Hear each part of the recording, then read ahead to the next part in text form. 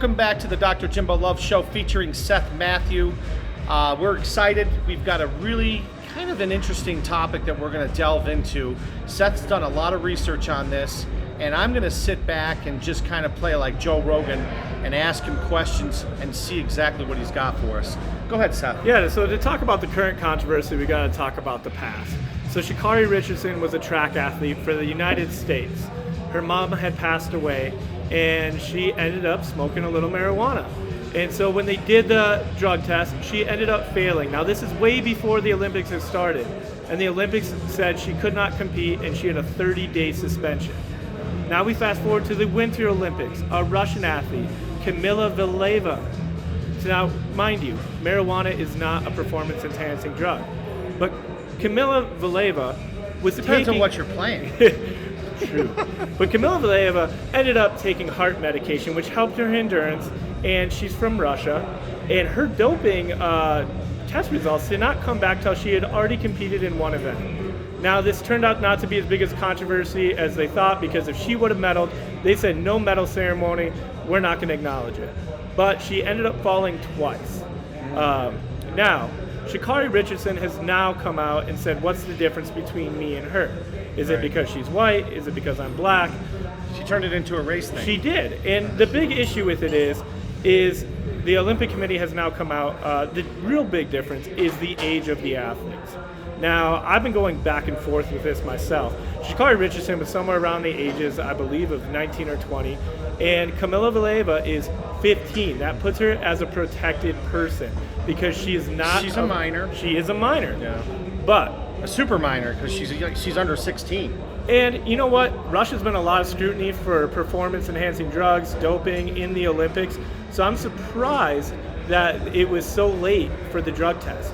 Now, I do find it weird on the timeline because I don't understand how athletes participate in the Olympics without getting the drug test done before.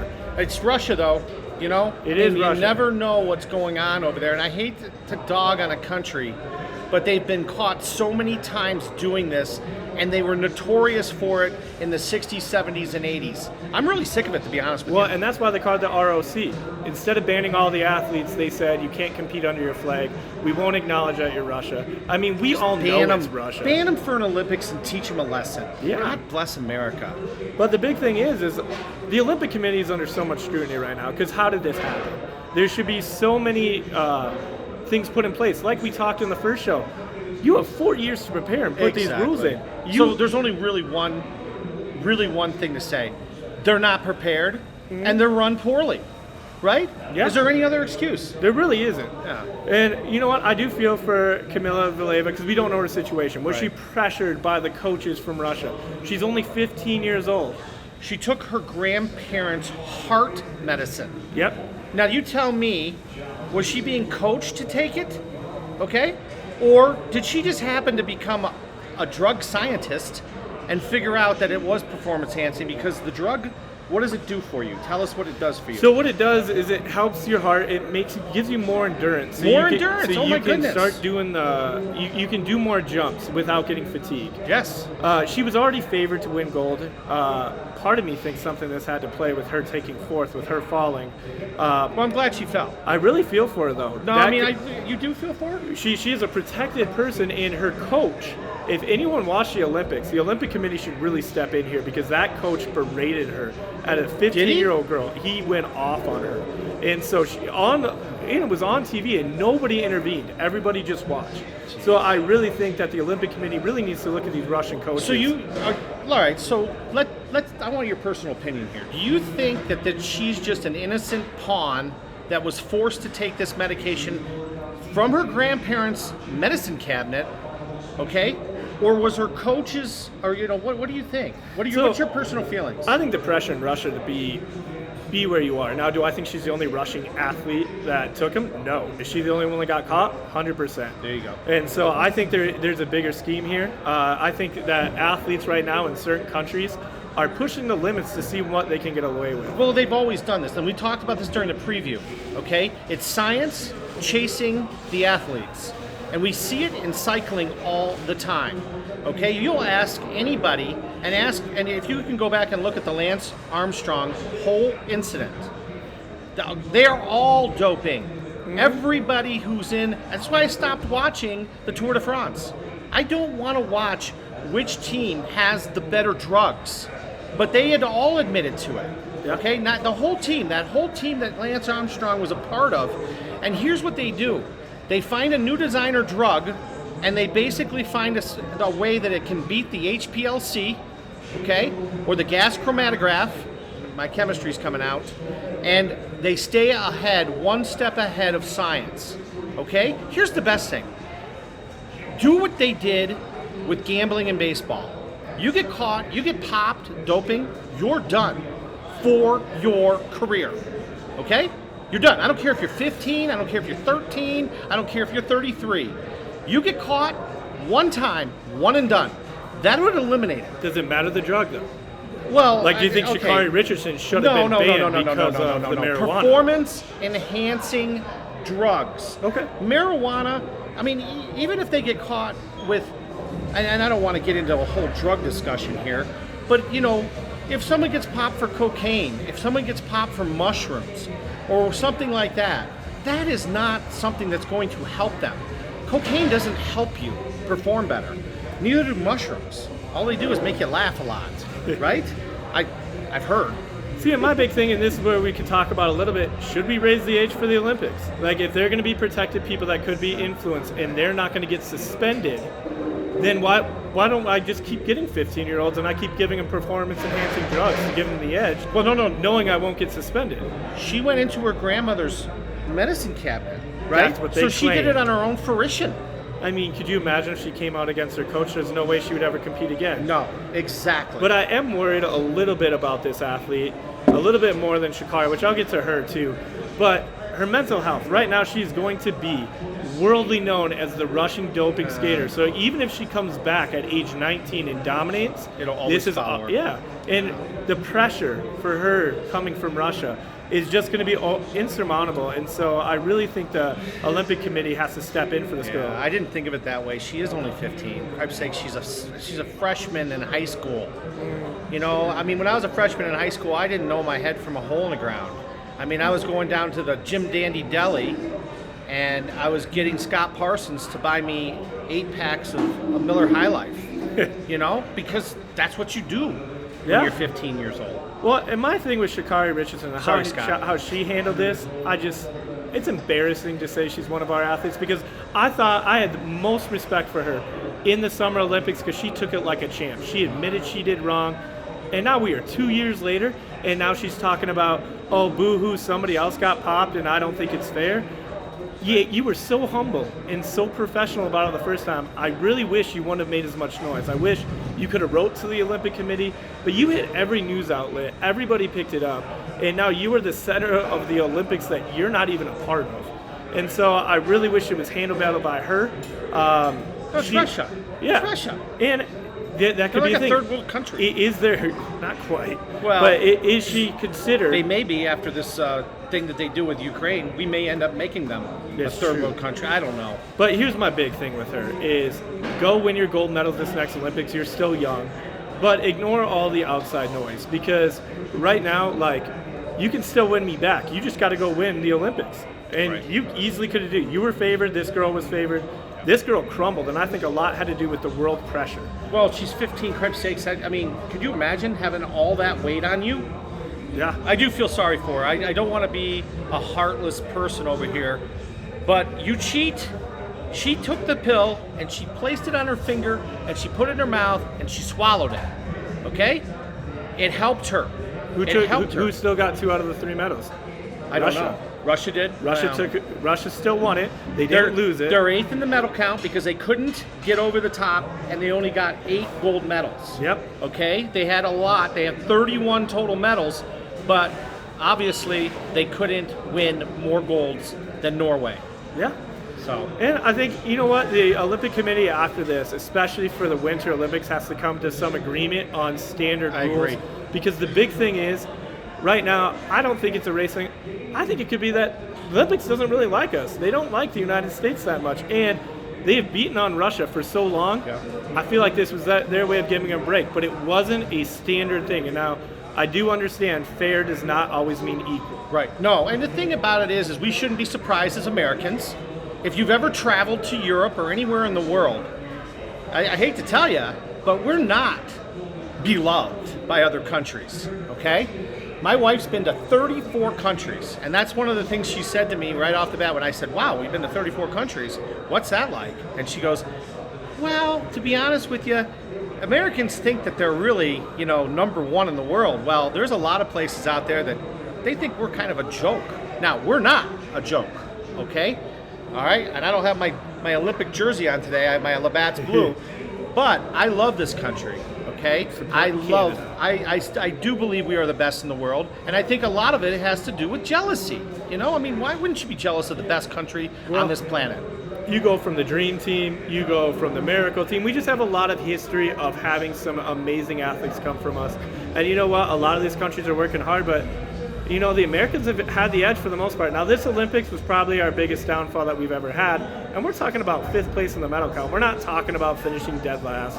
In Summer Olympics, when that comes, when basketball hits, when track and field hits, we are a force to be reckoned with. And so I think a lot of it's just people are jealous because they want to get to this level in the sports. Well, they want to be in this country, okay? We're the last bastion of freedom, okay?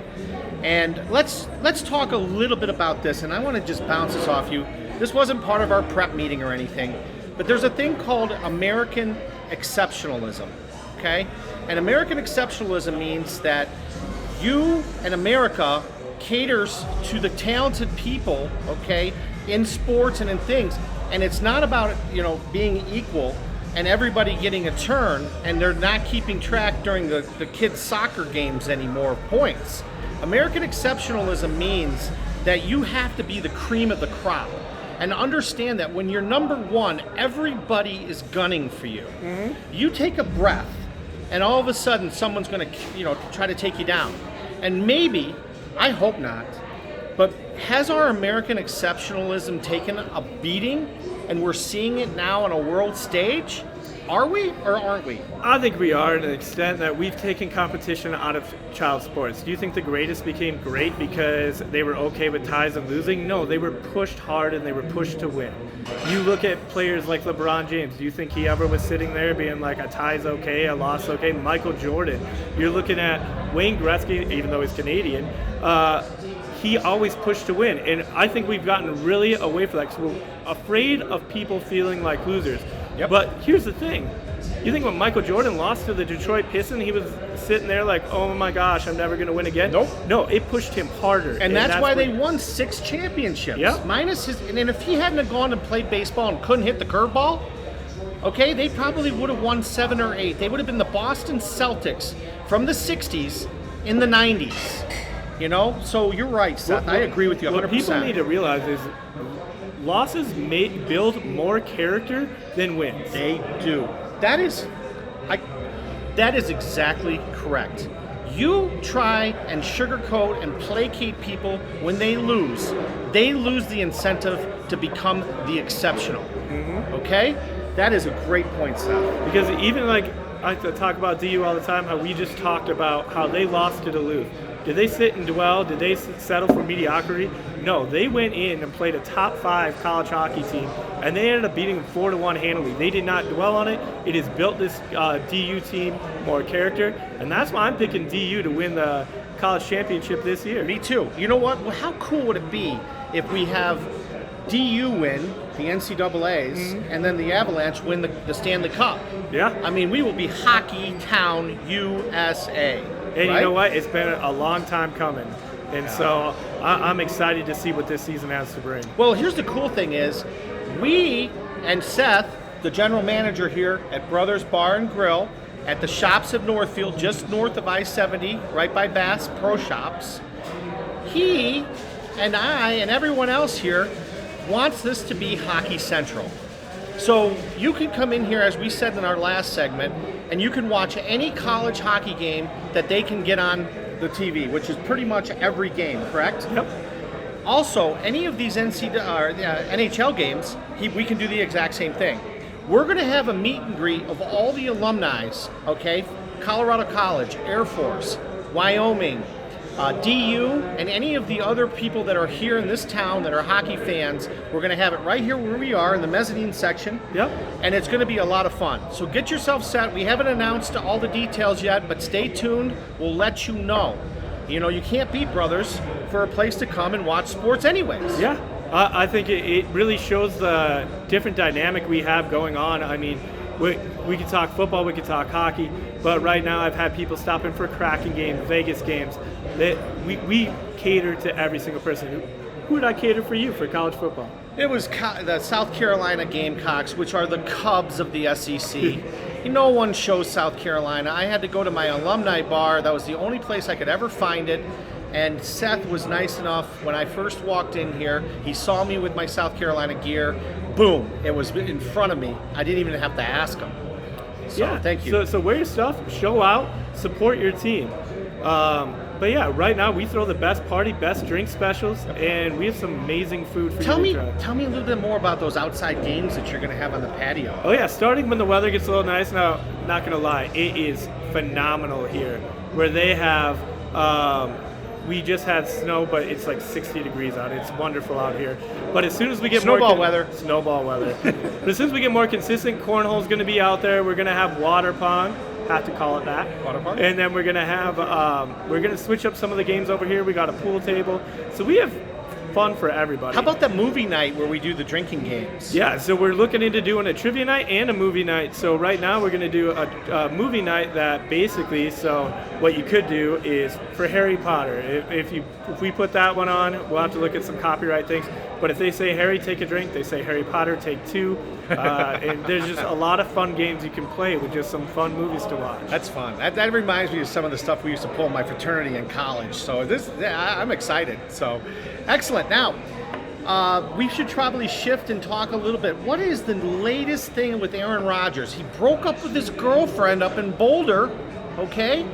What's going on? Yeah, so at first they were talking that Davante Adams and Aaron Rodgers were going to come to the Denver Broncos. But with the breakup, I don't foresee him coming here. Now, there's still a buzz around Aaron Rodgers coming here. But I know there's a couple other teams that want him. One being San Francisco's been in talks with him. I know he's been in talks with Tennessee, but Tennessee told him no. But Tampa Bay, with the loss of Tom Brady, could easily sign him and add him to the team. Do they have enough cap space? They'll make room for him. They'll restructure contracts. Let me tell you about my Steelers, okay?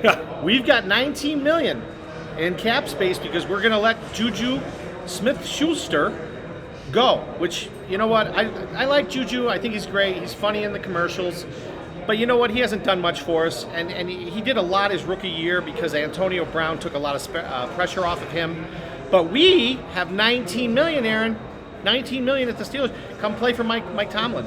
Well, and I could see him going to San Francisco. I know he was bitter about not being drafted by him. Oh, that's right. He's a California kid. Yeah, and there is a weird buzz going around out there that since Jimmy Garoppolo's gone, the head office is not committing to Trey Lance.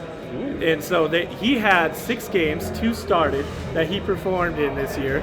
And usually you should know if you have it or you don't have it. He's had over a year to learn the playbook. He's had plenty of film to study. And it's saying a lot that they are being hesitant with him after they drafted him to replace Jimmy Garoppolo. Could he be a Bubby Brister?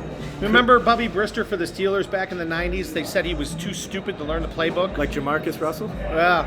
I mean, there's a lot of speculation out there. Or there's people like Johnny Manziel, who was just more interested in partying and having a good time. But you also have RG3, and I don't want to cut on RG3 because he's one hell of a broadcaster. Yeah. But he and Mike Shanahan talked about this to me when I was standing in line with him in a bathroom, waiting for the bathroom down at, we were at Del Frisco's, and he said that, RG3 was more interested in building his brand than he was in learning the playbook. Yeah. Well, guess what? He was a flash in the pan, and now he's broadcasting. It's a win for us as broadcasters, but it's a loss for him as an athlete. Well, right? And I think the big thing is right now, is Green Bay looking to replace Aaron Rodgers, or are they looking to go with Jordan Love? I think Jordan Love isn't ready. He did not show anything this year. But there is a rumor that Davante Adams is interested in the Raiders. Now, I could see there being a trade where Derek Carr goes to Green Bay and Aaron Rodgers going there and Devontae Adams signs with Hunter Renfrow. Because we all remember the Suggs story about what happened earlier to the Raiders. They lost their head coach. They lost their number one. Who did they just sign, though? Did you see who they signed? I did not. Oh, he was the ex-coach for the Broncos. God bless America. I can't remember his name. Angie? Anyways, no, it's the he was at Tennessee and then he came here. Well, I'm not sure. Oh, okay. Well, we'll check and let you know. It's killing me because it's on the tip of my tongue. But anyways, they just signed a very young person out of college. He was the Ole Miss coach. The Ole Miss coach. Okay.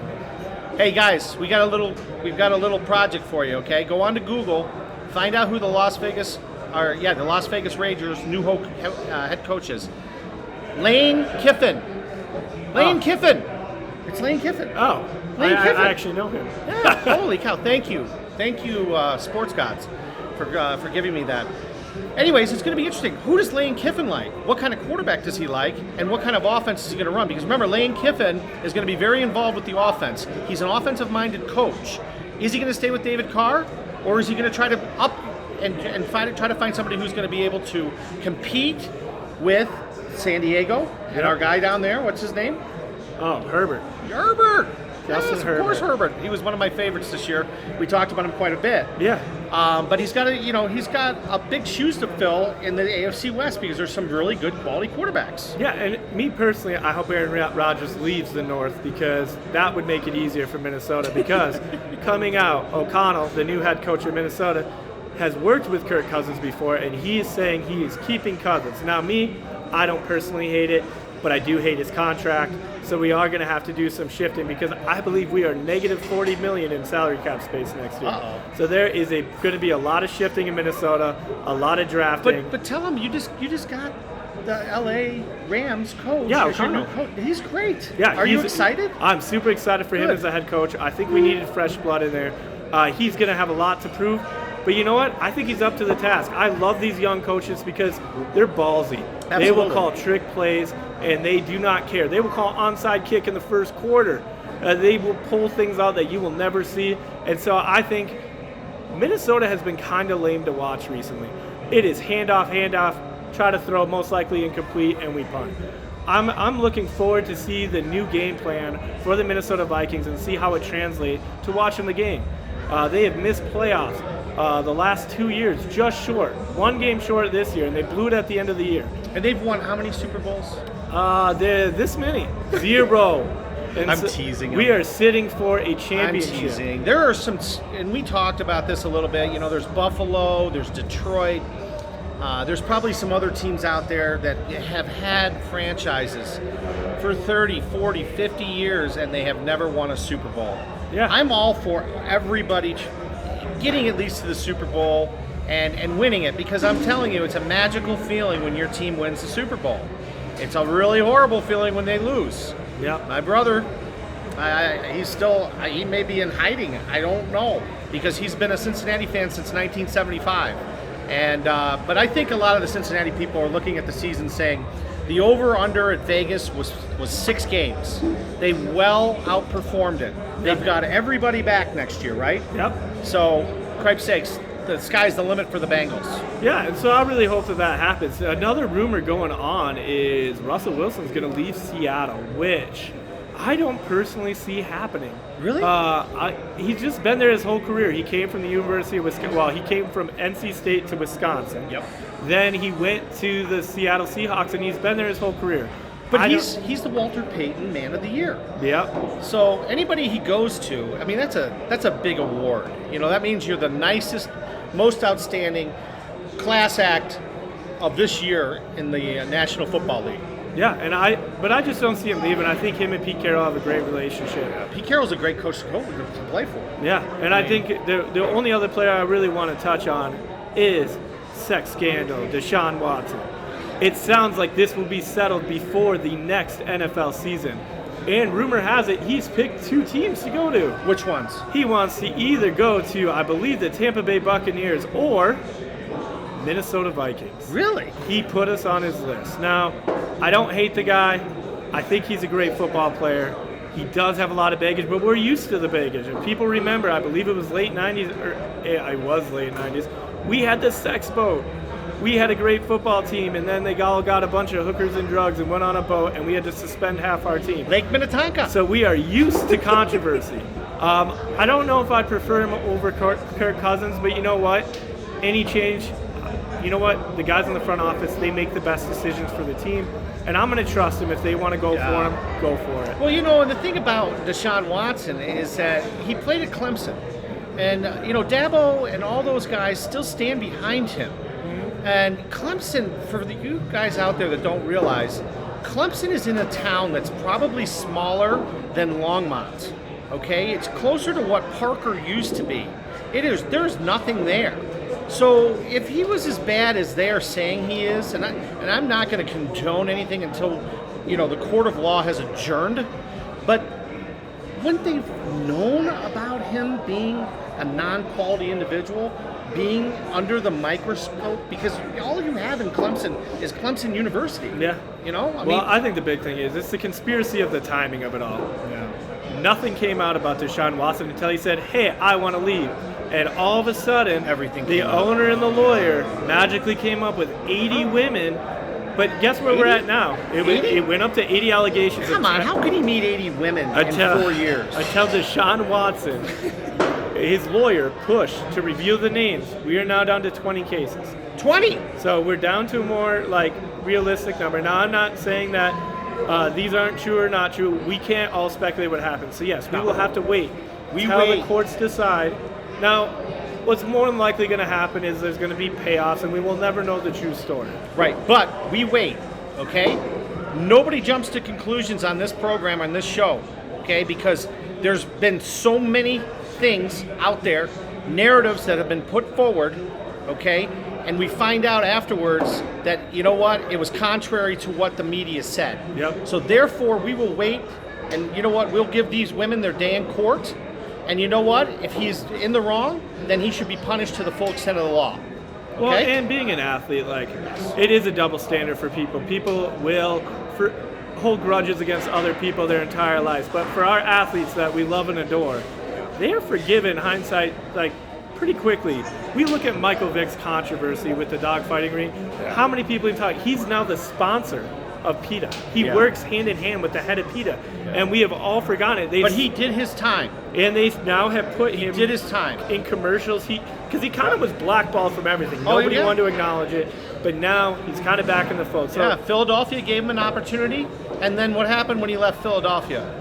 Our Steelers took him in, and we took care of him, and we let him finish his career as a Pittsburgh Steeler. Yeah. So you know what? You do your time. Everybody makes mistakes, and I'm a big, firm believer in second chances and saying I'm sorry. It works in a lot of relationships. Trust me. There's a lot of marriages out there. That when you will fight like cats and dogs. My wife and I, we battle. But I'll tell you what, we're very quick to say I'm sorry, and then we make up. And I'll tell you what, there's nothing better than makeup when you're married. Yeah. But so it's going to be interesting to see how all these transitions go. We're going to keep an eye on it and keep you updated show by show if anything develops. Excellent. All right, so next week we're going to we'll be talking a little bit more. The Olympics will have been concluded. We're going to really delve into college hockey. We're going to move towards the NHL hockey. We're also going to start integrating basketball. College basketball, we've got to start ramping up. We want to start getting you guys familiar with these teams. Right now, Michigan State's playing Illinois. It's a 12 versus 18, and I was just watching a little bit of it. I'm telling you, I'm gearing up for this tournament. Are you getting psyched for basketball? Oh, the college basketball tournament is probably the best one there is for college sports. As much as I love hockey, just the vast amount of teams, and you get to learn all these backstories of all of it. It's almost like, I feel like it's Hallmark for guys. You know how a lot of times it's Hallmark around Christmas? It's Hallmark for guys. We get all the background stories, the struggles. We get the lifelong fans doing their speech of they were back then, been supporting since back in the day. It is just a great time of the year. Well, CBS does a wonderful job. They've had the tournament ever since its inception. Guys, remember, back in 1985, there were only 32 teams. Okay? Matter of fact, 1985 was the first time they expanded it, and I believe they went to 48. I'm not sure if they went to 64, But I'm from back in that era when I was watching it, and we were just begging for another weekend. And now we have the play-in games? Are you kidding me? Yeah. I'm telling you, I'm so psyched. It is amazing. And one thing I can tell you about this Michigan State, Illinois has done great. They missed their star player for a lot of the season, but he's back, so they're roaring and ready to go. Good. But Michigan State, Tom Izzo, I don't understand you ever in regular season, because your team a lot of times isn't dominant in the regular season, but when your team always seems to qualify for the tournament, it doesn't matter if they're an 8, if they're a 9, if they're a 3 or a 4. Tom Izzo has his team ready for the tournament, and they always make a run. And here's why. Tom Izzo is what you call a game-preparing coach. You give Tom Izzo 4 days to prepare for a team, okay? And then you remember, now the way the tournament runs, you play either Thursday and Saturday, or you play a Friday and Sunday.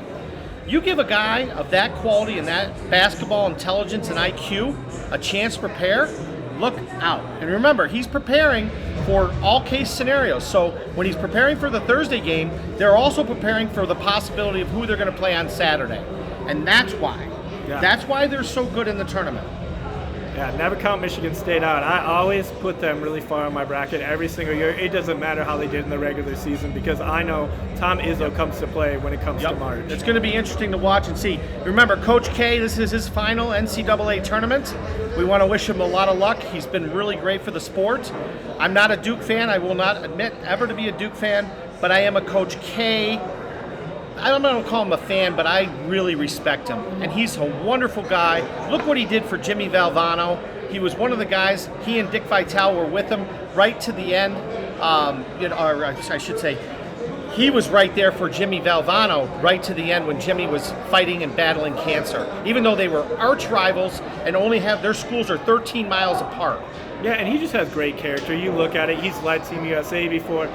Recently they had a game against Clemson, and his player got taken out. It was a dirty play, and he got up from the bench, yelled at the other team. He had his team's back. I just like to see a passionate coach. You can just tell he has it, and he knows what he's doing. Duke has had so much success with him. If he's adjusted to the game, because you remember, Duke used to not be a one-and-done team, but when he saw the game going there, he altered his game plan, and he has coached these kids to the NBA countless times.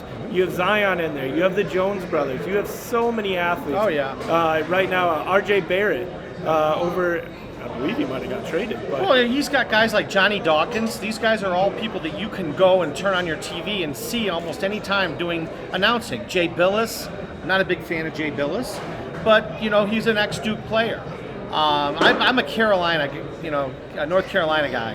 So, in college basketball, if you're a Carolina fan, you're not a Duke fan, and vice versa. And all shots out to Coach K. If you can make Grayson Allen an NBA player, you can do anything, because I did not think he was going to make it. No. I didn't even know he was in the league until I turned the TV on this morning, and I saw him in a highlight throwing a pass. Well, he's not tripping people anymore. Yeah, that was brutal. Twice. Same season, twice. And he did it on purpose. Put your hands up. Don't kick the feet. He did. 100%. He really did. And he's got that little, kind of preppy boy smirk. Going He's easy to not like. Yes.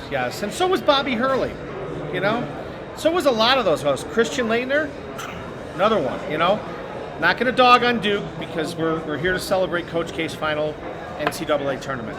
Yeah, but if you do get a chance, watch that Laettner documentary. It was so good that ESPN did the 30 for 30. And I played against Christian Laettner. I was 3 years older than Christian Laettner. I played against him in a couple camp games.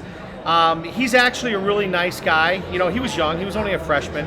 But we tried to teach him a few things. He ends up being probably one of the most successful NCAA college basketball players in the history of the game. And little did we know that this little skinny kid from just outside of Buffalo was going to be so great. The only thing I really feel bad about is I just don't understand why it didn't equate into a really successful NBA career. Hey, he played for the Timberwolves. We did just fine. All right. So remember to come down to Brothers Bar and Grill at the Shops of Northfield. Okay, Seth is here. Yep. Anything you'd like as far as food, drink, and games, he will put on to you. And don't forget to go back and maybe go to YouTube and look at our channel. Look at some of our older broadcasts if you're curious. If not, we're on all the streaming apparatuses. So feel free to watch us, and thank you very much for tuning in today. Seth, take us out. Yeah, like you said, watch those shows. Watch that I actually get better at this. So, but no, yeah, you're doing just fine. But as you can see, we still have all the great content that we have. We're prepping already for college football. We're keeping an eye on the transfer portal. So make sure you tune in every week. And you know what? If you miss a show, no big deal. You can tune in anytime to any of our platforms. Absolutely. YouTube's going to be your best benefit, okay? Go to Jim Gulick, Gulick, that's the channel name, or just type in Dr. Jimbo Love Show featuring Seth Matthew. Thanks again, folks. Have a great week. Get out there and earn it. See you next week, guys.